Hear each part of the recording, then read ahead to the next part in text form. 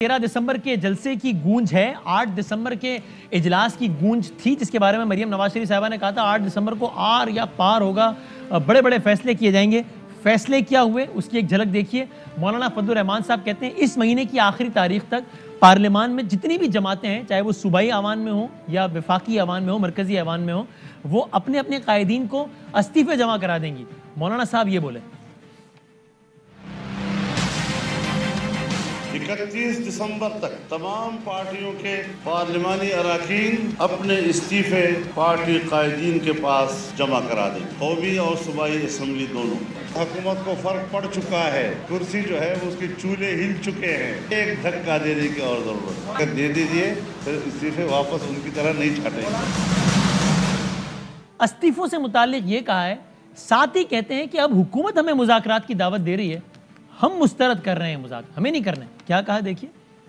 जारी वज़ीर आज़म ने फिर कुछ ऐसी बातें की हैं जिस भी इख्तिलाफ को डायलाग की दावत दे रहे हैं। डायलाग की दावत नहीं, वो हमसे एनआरओ मांग रहे हैं। डायलाग की उनकी इस दरख्वास्त को मुस्तरद करें। और साथ ही मौलाना फजल रहमान साहब ने ये बताया है कि कल एक और इजलास होगा स्टीयरिंग कमेटी का।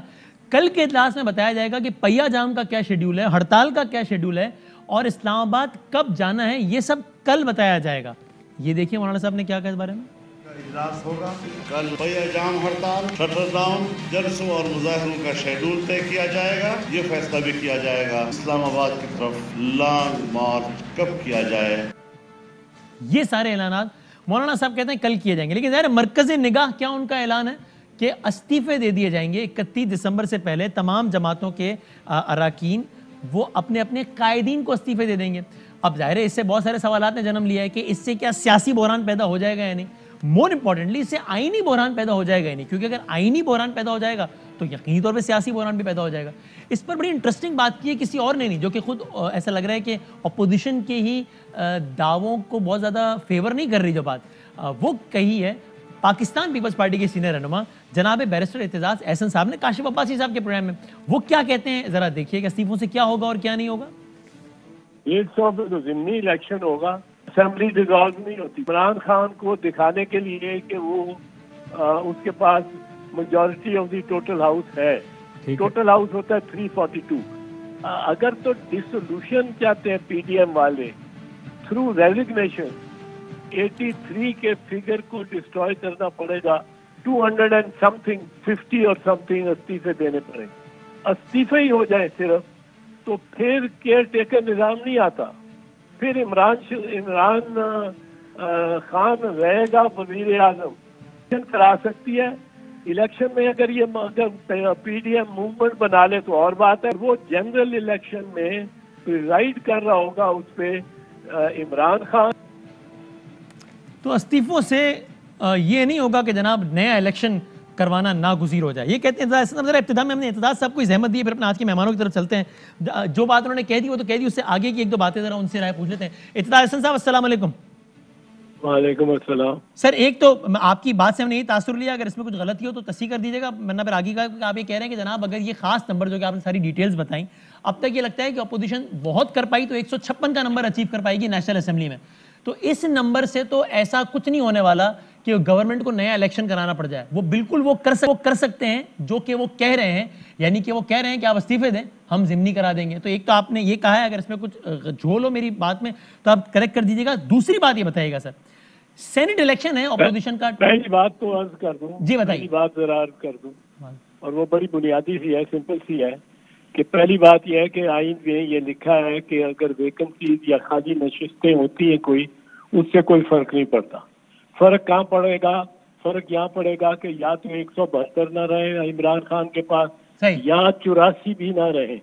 अगर 172 ना रहे तो उसके खिलाफ अदम एतमाद की तहरीक लाई जा सकती है। जो 172 से जो तहरीक लाने वालों को साबित करना है कि उनके पास 173 है। जो तहरीक ला रहे हैं वज़ीर आज़म ने साबित नहीं करना, ये जो तहरीक ला रहे हैं वो उनको साबित करना, पर वो तो इस्तीफे दे के जा चुके हैं। अब रह गया 84 का मामला, ये कोरम का है। जब तक कोरम हो हाउस समझा जाता है कि मौजूद है। अगर 84 मेंबर बिठा लेता है इमरान खान असेंबली में, तो अगर उससे कम भी होते हैं तो कोरम अगर कोई पॉइंट आउट नहीं करता تو قوانین کے تحت کورم چلتا رہے گا چاہے 40 بیٹھے ہوں. اگر کورم پوائنٹ آؤٹ نہیں کیا جاتا، کورم صرف تب گنتی ہوتی ہے جب کوئی ممبر فلور پہ پوائنٹ آؤٹ کرے جی ہاں تو وہ اس میں بھی چل سکتا ہے. اب اس میں آخری بات کر دوں کہ اگر ایسا ہوتا ہے اور ایک فرض کیجئے 160 سیٹوں پہ ضمنی انتخابات کرا رہی ہے حکومت، تو اس وقت عمران خان ہی وزیر اعظم رہے گا، کیونکہ اگر اسمبلی ڈیزالو ہو جائے تب ہی کیئر ٹیکر آتے ہیں. نگران کوئی اور وزیر اعظم جب ہی آئے گا جب اسمبلی ڈیزالو ہوگی. اگر اسمبلی ڈیزالو نہ ہو تو وہ وزیر اعظم ہی رہے گا اور وہ وزیر اعلیٰ ہی رہے گا. یہ آئین کی اعتبار سے کی روح سے مجھ سے سوال کیا گیا اور آئین کی روح سے میں نے یہ جواب دے دیا. اس کو سب کو نظر میں رکھ کے پی ڈی ایم کو پالیسیز بنانی پڑے گی. یوں ہی صرف باتیں پریس کانفرنس پہ بات نہیں چلے گی. بالکل ٹھیک ہے، پوائنٹ ٹیکن. اب ذرا ایک بات یہ سمجھا دی تھی اعتزاز صاحب کہ آپ فرض کیجئے کہ 13 مارچ کو ہے سینٹ کا الیکشن، ٹھیک، اور اس سے 5 دن پہلے مفروض ہے لیکن یہ ممکنات ہے نا، اس سے 5 دن پہلے اپوزیشن وہ کر دیتی ہے جو سے ہو سکتا ہے، یعنی کہ وہ جو تینوں صوبائی ایوان ہیں وہاں سے استعفے دے دیں اور سندھ کا ایوان پیپلز پارٹی ڈیزالو کر دے، کیونکہ وہاں تو وزیر اعلیٰ ان کا اپنا ہے نا، تو ایک ایوان 4 میں سے ڈیزالو ہو جائے سینٹ الیکشن سے کہہ لیجیے 1 ہفتہ پہلے. ایسی صورت میں سینٹ کا الیکشن ڈیلے کرنا پڑے گا یا کیا ہوگا؟ اتنا بڑا تحفہ تو میرا خیال ہے اپوزیشن نہیں دے گی. بڑی حماقت کرے گی اگر اپوزیشن اتنا بڑا تحفہ عمران خان کو دے دے. اس سے دیکھیں کیا ہوگا.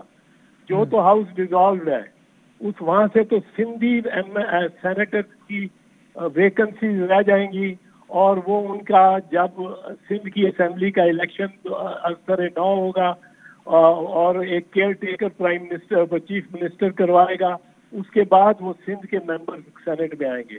باقی 3 اسمبلیوں سے الیکٹ کر کے اور اگر آپ استعفیٰ دے کے باہر چلے گئے تو 100% عمران خان کے الیکٹ ہو جائیں گے اور عمران خان کے بندے 2/3 اکثریت سے بھی زیادہ سینٹ میں ہو جائیں گے. یہ پتہ نہیں کون پڑھاتا رہتا ہے پی ڈی ایم والوں کو، ہمارے بزرگوں کو، ہمارے لیڈ قائدین کو کہ یہ کر دیں گے تو سسٹم جیم ہو جائے گا، سینٹ کا الیکشن نہیں ہو پائے گا. اگر نیشنل سے اپوزیشن کے 156 استعفیٰ آ گئے، صوبائی اسمبلیوں سے سارے استعفیٰ آ گئے، تو کوئی ایسی قدغن آئین پاکستان میں نہیں ہے جس کے تحت سینٹ کا الیکشن ملتوی یا منسوخ کرنا پڑ جائے استعفوں کے بعد. ایسا کچھ نہیں ہے نا؟ نہیں، ایسا کوئی نہیں. صرف ڈسولوشن، چاروں اسمبلیوں کی ڈسولوشن ہو جائے تو پھر وہ الیکٹورل کالج نہیں رہتا. لیکن الیکٹورل کالج میں 100 لوگ بیٹھے ہیں، 200 لوگ بیٹھے ہیں یا کتنے لوگ بیٹھے ہیں، اس سے کوئی غرض نہیں ہے سینٹ کو یا آئین کو. وہ کم لوگ بھی بیٹھے ہوں، سارے اپوزیشن باہر ہو جائے، گورنمنٹ کے سارے ہو جائیں تو ہر جگہ ہر صوبے میں 24 کے کتنے 27 سینیٹر جو ہیں وہ سب عمران خان کے آ جائیں گے اور اس کے حلیفوں کے آ جائیں گے. تو یہ تو اگر وہ کرنا چاہتے ہیں. اور اعتزاز صاحب ایک بات اور یہ سمجھا دیجیے گا کہ مثلا میں ایک پارٹی کا ایم این اے ہوں، آج کے اعلان کے بعد میں نے اپنے قائد کو استعفیٰ جمع کرا دیا، تو ٹیکنیکلی یہ تو نہیں ہوا نا کہ آج کے بعد میرا از خود مستعفی ہونے کا اختیار ختم ہو گیا کیونکہ میرا استعفیٰ قائد کے پاس پڑا ہے. اب جس دن میرا قائد چاہے اسپیکر کو جمع کرا دے اور میں آٹومیٹکلی مستعفی ہو جاؤں گا، یا نہیں اسپیکر مجھے ان پرسن بلا کے پوچھے گا کہ بھائی جان آپ مستعفی ہونا چاہتے ہیں یا نہیں چاہتے؟ نہیں، اسپیکر پابند ہے. یہ ہم نے لگایا تھا بیچ میں، یہ ہم رولز میں چینج کر کے لائے تھے. اسپیکر پابند ہے کہ اس ممبر کو بلا کے پوچھے کہ یہ آپ نے استعفیٰ دیا ہے، یہ آپ کے دستخط ہیں اور آپ نے آزادانہ اپنے خود فیصلہ کیا ہے کہ کسی نے آپ سے کروایا ہے. یہ تو اسپیکر کے لیے تسلی اپنی کرنی لازمی ہے. پاکستان پیپلز پارٹی، اگر اعتزاز صاحب آئینی بات ہو گئی، سیاسی رائے دے دیجئے بس آخر میں کہ آپ کے خیال میں پیپلز پارٹی اگر نون لیگ کی تقلید کرتے ہوئے استعفے دے گی تو سیاسی طور پہ غلطی کی مرتکب ہوگی؟ یہ تو میں پارٹی میں عرض کروں گا، پر پارٹی کا بندہ ہوں، پارٹی میں ہی بتا سکتا ہوں. اور میں نے رائے دی ہے اپنی، رائے دے چکا ہوں اور بالکل واضح طور پہ رائے دی ہے. اور اس میں بعد میرا خیال ہے کہ بہت کچھ جو نظر آتا ہے شاید نہ ہونے والا ہو. اچھا ٹھیک ہو گیا. اور ایک بالکل آخری سوال اعتزاز سے بتا دیجئے کہ آپ نے آج کہا کاشف بھائی صاحب کے بھی شومی کہ نواز شریف صاحب بیانیے کو جو بہت آگے لے گئے ہیں، وہ 2 افراد کے باقاعدہ وہ نام لینا شروع ہو گئے ہیں. پیپلز پارٹی اور نون کے بیانیے میں فرق ہے یا صرف الفاظ کے چناؤ اور لہجے میں فرق ہے؟ کیونکہ ٹرم سیلیکٹر تو بلاول صاحب نے متعارف کرائی اور سب جانتے ہیں کہ سیلیکٹر سے مراد ان کی کیا تھی. میاں صاحب نے نام لے لیا. نہیں بیانیے میں فرق ہے. بیانیے میں فرق ہے. وہ کیا؟ ہمارا بیانیہ یہ ہے کہ ایک مائنڈ سیٹ ہے، ایک سوچ ہے جو 1958 میں پیدا ہوئی. ایوب خان نے جب حکومت سنبھالی، مارشل لاء لگایا، یحییٰ خان آیا، وہ اس کا نام قمر جاوید باجوہ نہیں تھا. پھر ضیاء الحق آیا، اس کا نام قمر جاوید باجوہ نہیں تھا. پھر اس کے بعد اسلم بیگ آیا، اس کا نام قمر جاوید باجوہ نہیں تھا. پھر وحید کاکڑ آیا، وہ آصف نواز آیا، وہ جہانگیر کرامت آیا. یہ آرمی چیف میں تو صرف حالیہ الیکشن میں دھاندلی کے تناظر میں پوچھ رہا ہوں. ایک دو کا نام لینے کی کیا ضرورت ہے؟ ہم نہیں یہ لینے نام دینے. پیپلز پارٹی کی بات کرتے 18 کے الیکشن میں ان 2 افراد کو ذمہ دار سمجھتی ہے یا بری ذمہ سمجھتی ہے جن کے نواز شریف صاحب ریپیٹڈلی نام لے رہے ہیں؟ کن 2 افراد کا 18 کی الیکشن میں؟ وہ نواز شریف تو سمجھتے ہیں، انہی کو سمجھتے ہیں. پیپلز پارٹی نہیں سمجھتی ذمہ دار ان 2 افراد کو؟ ہم سمجھتے ہیں ایک مائنڈ سیٹ ہے. اچھا، جو اگر آپ قمر جاوید باجوہ کی جگہ اسلم بیگ کو بیٹھا دیں تو اسلم بیگ بھی یہی کر رہے تھے. ضیاء الحق نے تو بے انتہا، بے دردی سے، بے خوفی سے کیا، لیکن دوسروں نے نرمی سے کیا. آصف نواز جنیوا صاحب بھی یہی کر رہے تھے.